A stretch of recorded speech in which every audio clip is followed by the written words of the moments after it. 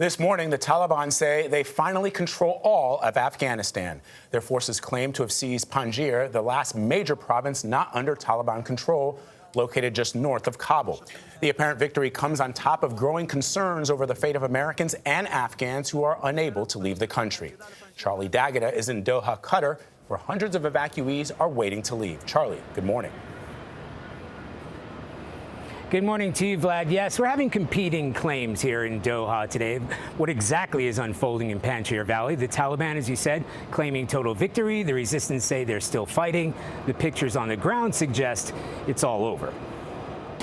They've been holding out against the Taliban for weeks, a group of resistance fighters defending the rugged mountain valley of Panjshir.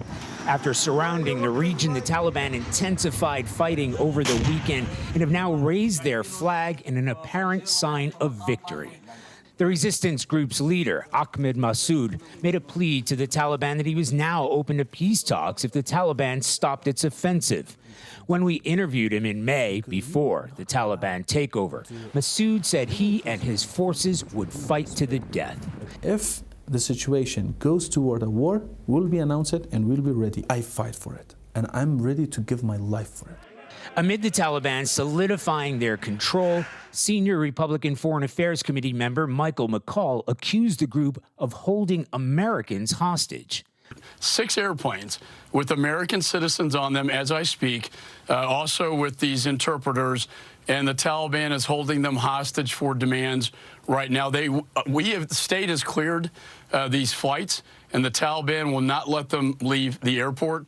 Satellite photos of the airport in Mazar-e-Sharif, north of Kabul, show 6 passenger planes on the runway. Among 1,000 or so people trying to leave on those planes are dozens of American citizens.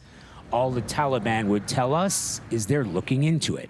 With no U.S. presence on the ground in Afghanistan, it's now all in Taliban hands.